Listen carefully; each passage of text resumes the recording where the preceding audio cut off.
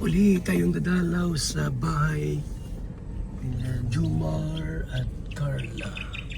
Ayan na po. Carla House. Jumar House. Baba tayo. Para makita niyo po kung gaano kalaki. At kaganda.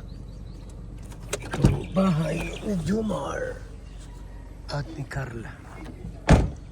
So ayan po mga kaibigan, no? Pagkalingap.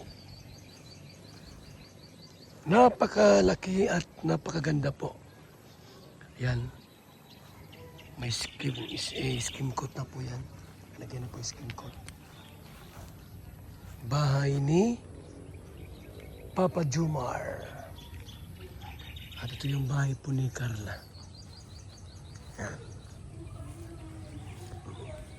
Ayan. Mga kalingap, gusto ko lang pong linawin at ipalam sa inyo na mayroon pong grupo na nagbuo. Mayroong binuong grupo po, no?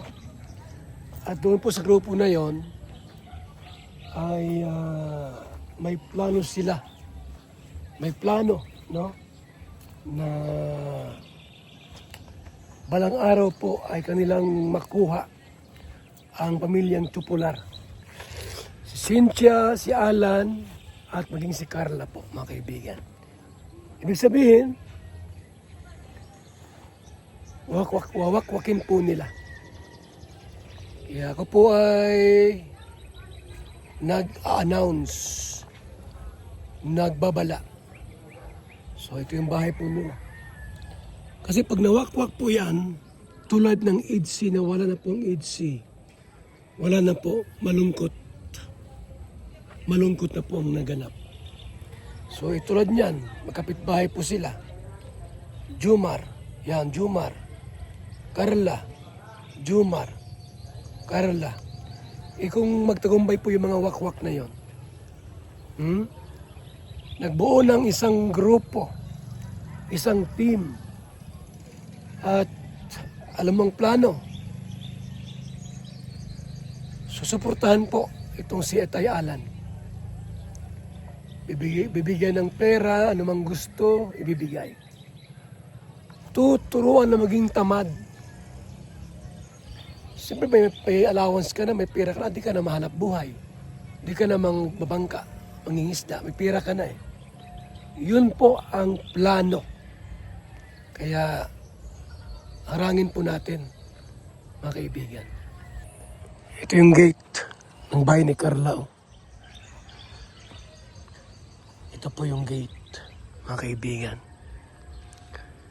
Ganda, no? Ang laki. Isang estudyante pa lang si Carla po, pero ngayon, nagpapabahay na po siya. Ganyan po sa Kalingap. Ganyan sa Kalingap, mga kaibigan. Nakakaroon po ng isang maayos at magandang bahay. Tulad kay Papa Jumar. Super laki at super ganda. Ayan, no? Laki, no? Grabe. Ako lang po ay nagbabala lang naman. Hindi pa ito kumpirmado, ha? Hindi pa ito kumpirmado po ang aking pong balita sa inyo. Kaya ngayon pa lamang po, ipinaalam ko na sa inyo. Di mo ba alam yung EDC po? Yung plano? Yung plano po? Kung bakit wakwak? 1 taon at 7 buwan binuo yung plano. Una, mabrinwas yung utak nung mag-asawa. Si Biran at Hansel. Nung nabrinwas ng utak po, kasama na si Beyonce. So ngayon, nagtagumpay sila. Yun din po ang plano ng grupong ito. Lasunin ang utak ni Tay Alan unang lasunin ang utak ng mag-asawa. Isang babala. At magmalay tayo, paglipas ng ilang taon, nawakwak na po sila. Kaya lumabas yung salitang utang na loob. Doon nagsimula yung salitang utang na loob. Binaliktad sa kalingap. Ha? Anong ginawa nila? Binaliktad. Sila po ang naghahanap ng utang na loob, kung kaya't nawakwak po ang pamilyang Batalero. At ito'y mangyari din po, mga kaibigan, sa pamilyang Tupular. Kung hindi maagapan at hindi natin hahadlangan.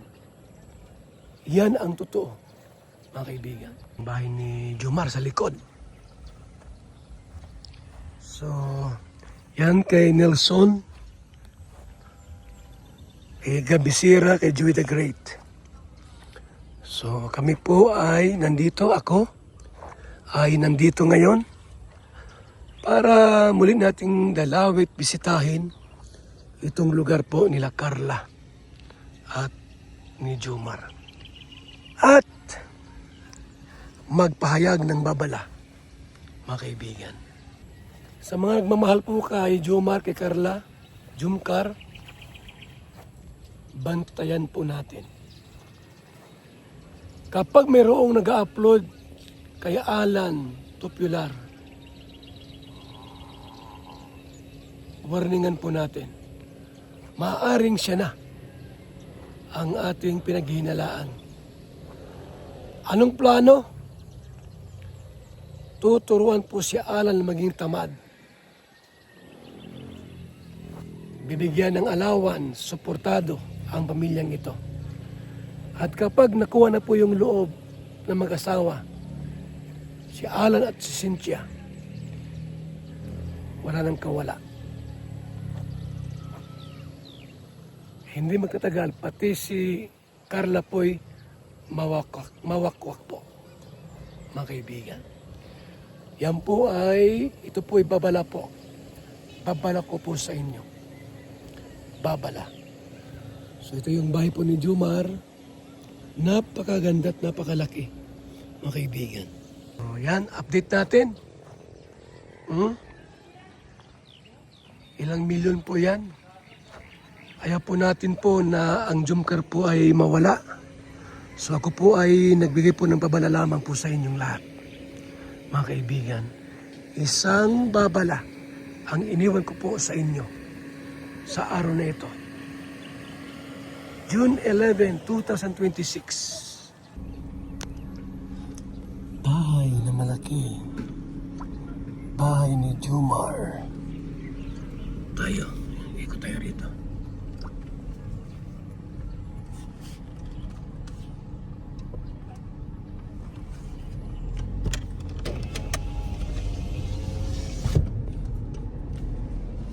Ikot tayo.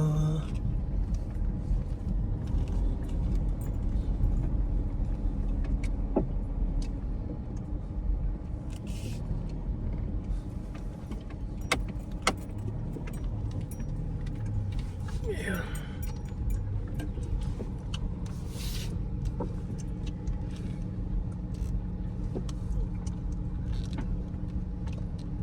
Gumagawa dito ng bahay.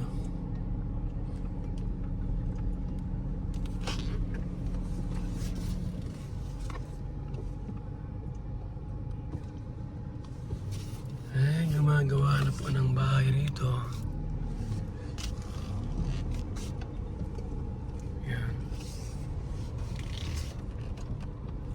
Bahay ni Maria Cusinera. Yan. Bilang isang karpintero, araw-araw napapagod, BSM Kalingap Kape ang panghagod. Sarap. BSM Kalingap Kape, ang kaping may puso. Dito na kayo mga kaibigan, mga kalingap. At sigurado, gaganda at sasarap ang tulog at ang gising ninyo. BSM Kalingap Kape, napakasarap, nagpapagaling sa mga taong may sakit. Hirap ako magbuntis, pero dahil sa BSM Kalingap Kape, ngayon nabubuntis na ako. Kaming mga OFW, laging pagod sa trabaho. Pero dahil sa BSM Kalingap Kape, meron kaming energy. Ayan mga kalingap, mag-BSM kape na kayo. Alam niyo mga kalingap, bilang isang OFW dito sa Hong Kong, bilang driver, lagi akong umiinom ng kape bago pumasok ng trabaho. Parating gising at laging alerto, lalo-lalo na pag ikaw ay nagdadrive. Kaya mag-BSM kape na kayo mga kalingap. Dahil sa BSM kape mga kalingap, ang inyong diwa ay laging buhay. BSM Kalingap Kape, ang kape na may puso. BSM Kalingap Kape ang paboritong kape naming mga OFW dito sa Macau. BSM Kape ang kapeng may puso.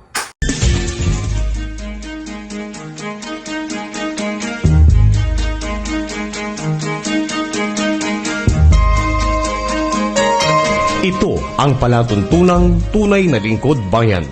Ang programang tututok sa kapakanan ng mga mamamayang kapos sa kapalaran. Si Kuya Val Santos Matubang, ang inyong katuwang. Si Kuya Val, kasangga sa kahirapan, kaagapay sa kalusugan, kakampi ng mga inaapi. Magbibigay pag-asa sa mga taong nawawala na ng pag-asa sa buhay, sa mga batang biktima ng kahirapan, sa mga matatandang napapabayaan. Si Kuya Val, ang inyong sandigan.